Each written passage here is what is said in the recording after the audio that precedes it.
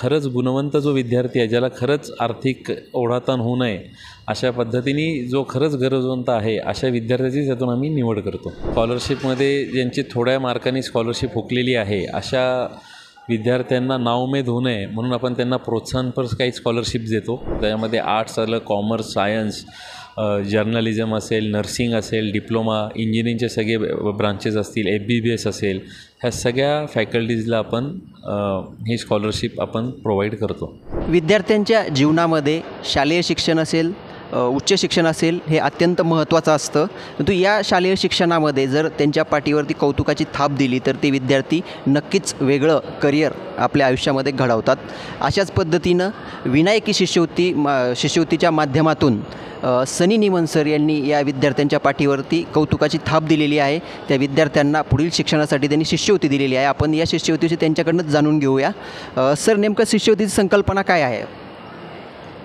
कार्यसम्राट माजी आमदार विनायक निमन यांच्या जयंतीनिमित्त गेले 3 वर्ष आपण विनायक निमन गौरव शिष्यवृत्ती, झेप तुमची साथ आमची, ही संकल्पना आपण राबवत आहोत.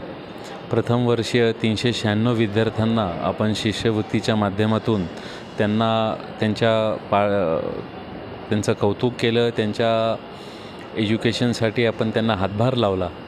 लास्ट इयर आपण 500हून अधिक विद्यार्थ्यांना आपण त्यांच्या एज्युकेशनसाठी त्यांना मदत केली, त्यांना प्रोत्साहनपर सहकार्य केलं.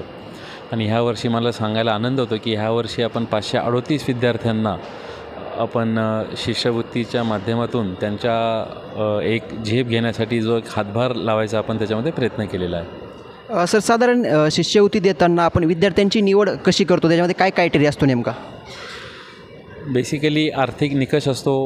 वडिलांचं म्हणजे फॅमिलीचं उत्पादन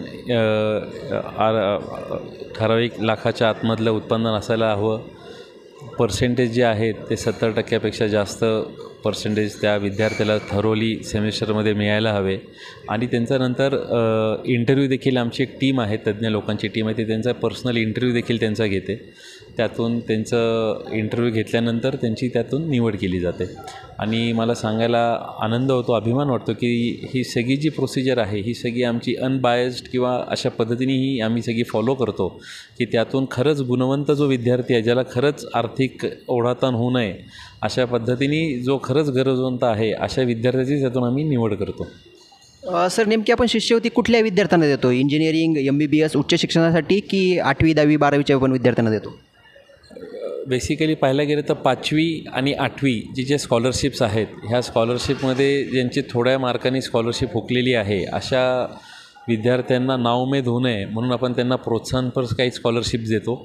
त्यानंतर डिप्लोमा, डिग्री, उच्च शिक्षण असेल म्हणजे मास्टरचे काही कोर्सेस असतील अशा कोर्सेससाठी सर्व फॅकल्टीजसाठी आपण ही स्कॉलरशिप आपण देतो. त्याच्यामध्ये आर्ट्स आलं, कॉमर्स, सायन्स, जर्नलिझम असेल, नर्सिंग असेल, डिप्लोमा, इंजिनिअरिंगचे सगळे ब्रांचेस असतील, FBBS असेल, ह्या सगळ्या फॅकल्टीजला आपण ही स्कॉलरशिप आपण प्रोव्हाइड करतो.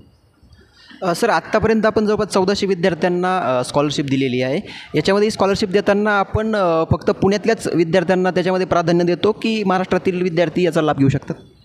पुण्यामध्ये शिक्षण घेत असलेले विद्यार्थी असा त्याच्यामधला क्रायटेरिया आहे. त्यात महाराष्ट्राच्या कानाकोपऱ्यातूनही आलेले विद्यार्थी जे आहेत की जे पुण्यामध्ये शिक्षण घेतात ते याच्यामध्ये लाभ घेतात.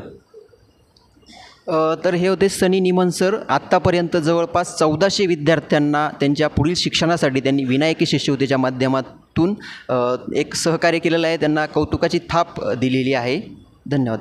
सोशल मीडियाच्या भाऊ गर्दीत विश्वासार्हतेने चकाकणारे नाव म्हणजे लेट्सअप मराठी. सगळ्यांना, सगळ्या नागरिकांना ती स्पीच, ती लेट्सअप वरील मुलाखती म्हणजे विचारांचा खजिना. त्यानंतरच्या निवडणुकीमध्ये मला सोडून गेले. बातम्या केवळ वस्तुस्थिती सांगणाऱ्या, न प्रोपगंडा, फक्त जनतेचा अजेंडा. क्योंकि आने वाला कल जाने वाला है, जाने वाला कल आने वाला है. राजकारण, मनोरंजन असो की क्रीडा क्षेत्र, महाराष्ट्राची स्पंदने संवेदनशीलतेने टिपणारे माध्यम म्हणजे लेट्सअप मराठी. जगासोबत एक पाऊल पुढे राहण्यासाठी लेट्सअपचे ॲप, सोशल मीडिया आणि वेबसाईट सोबत कनेक्टेड रहा.